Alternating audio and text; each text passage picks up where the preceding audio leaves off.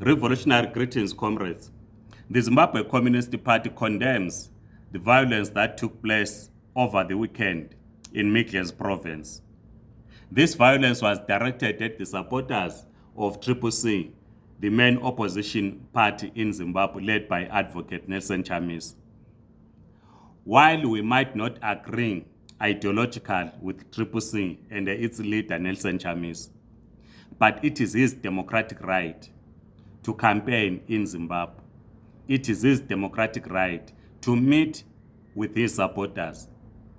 Our constitution provides for the freedom of every citizen to associate with anyone. Every Zimbabwean has a right to belong to a political formation of their choice.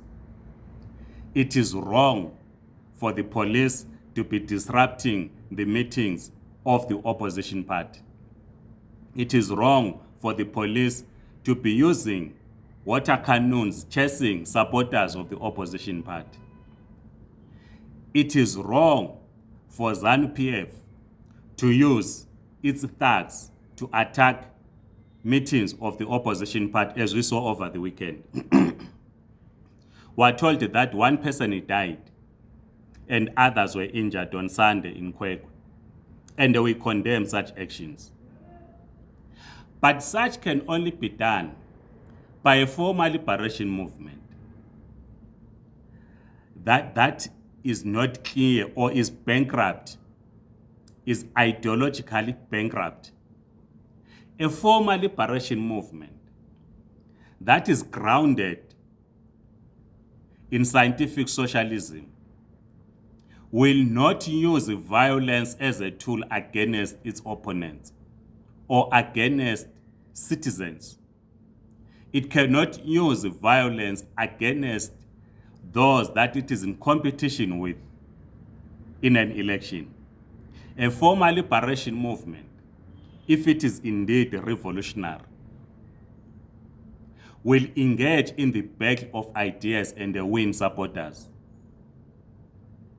It will be communicating to the citizens what it has achieved in the last 42 years. It does not resort to any form of violence. But we have said that ZANU-PF is a counter-revolutionary movement. It was created by imperialist forces in 1963. It has always used violence. We do not regard ZANU-PF as a liberation movement or a formal liberation movement for that matter. It has never been progressive.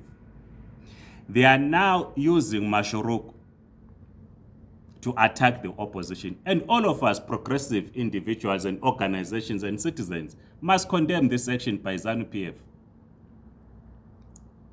We cannot use violence as a tool.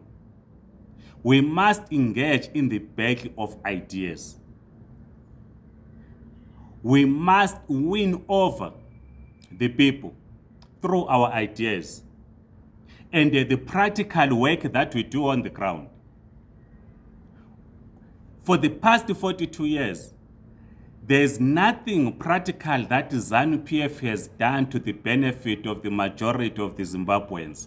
This is why it is resorting to violence, because it cannot go to the people and say, this is what we have done. In fact, it should not be saying this is what we have done. People should be saying, this is what ZANU-PF has done for us.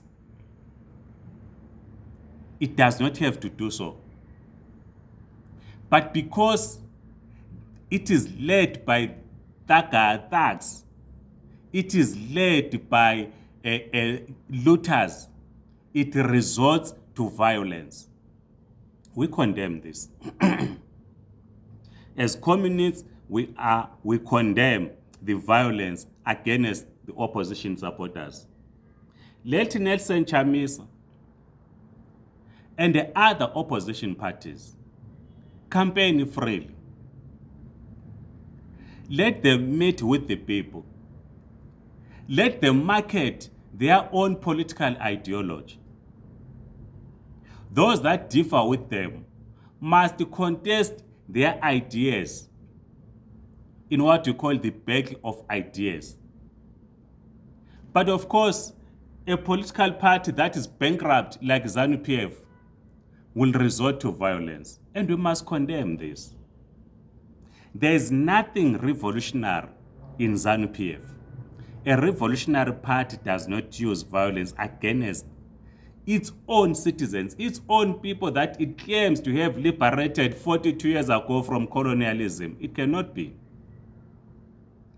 Only those that are bankrupt, only those that are not grounded in scientific socialism, only those that are empty, ideological, they resort to violence.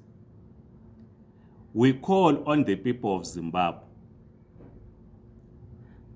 that they must exercise their right. Zimbabweans have a right to belong to any political formation. People must not be intimidated. This must be resisted and rejected. We cannot continue 42 years after independence to be employing violent tactics. We cannot continue to allow our elections to be marred in violence. This must come to an end.